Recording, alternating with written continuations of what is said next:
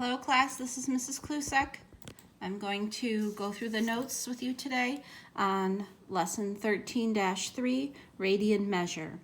We're going to fill in the blank with the first word, central angle, actually two words, and it says a central angle of a circle is an angle with a vertex at the center, kind of like a pie chart.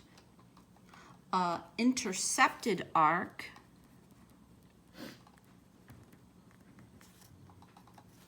is the portion of a circle with endpoints on the sides of the central angle and remaining points within the interior of the angle.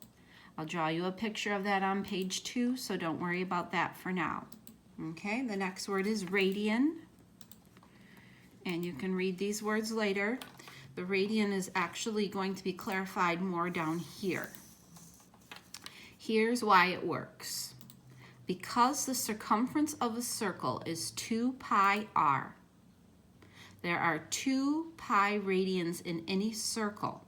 So all the way around, circumference is around the outside of a circle, 360 degrees. In the unit circle, though, we let the radius equal 1. So a full rotation is 2 pi. Since 2 pi radians equals 360 degrees, it follows that pi radians equals 180.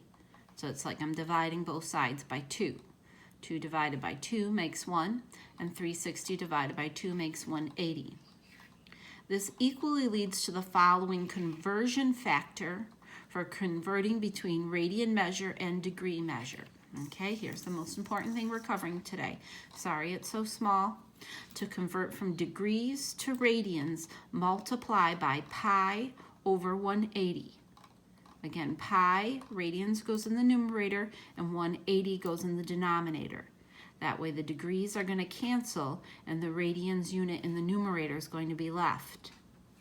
Then we take the reciprocal of that, which is 180 degrees over pi, and that's the reciprocal. We use that to convert from radians to degrees.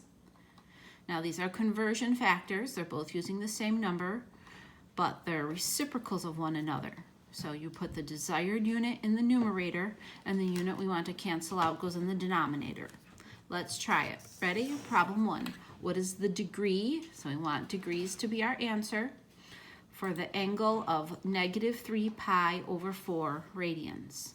So our work is going to go like this. The original problem,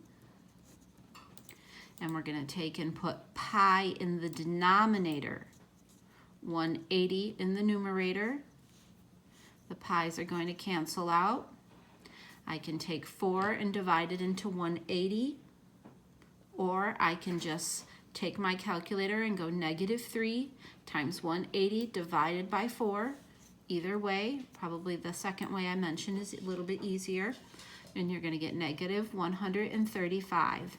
The unit is degrees. The units are very important. And now going the other way, we want to find the radian measure. The angle's 27 degrees. That's supposed to be a degree sign. I know if you look at it carefully, it looks like a theta. So you're going to take the 27 degrees. I want to put the pi in the numerator, the 180, our conversion factor here. This way the degrees cancel out. And now I can't just use my calculator because it's going to give me a decimal. I don't want a decimal answer here. So what I have to do is use my brain or the reducing properties of my calculator. You can use the fraction button if you know how to reduce this. You can also say what number goes into 27 and 180. When you think of numbers, you can maybe say 3. All right, but hopefully you come up with 9 is the greatest common factor. 9 goes into here 3 times, and 9 goes into here 20 times, giving you your answer 3 pi over 20, and your unit here is radians. We can abbreviate that RAD. I'm going to do the second page on a different video. Thank you.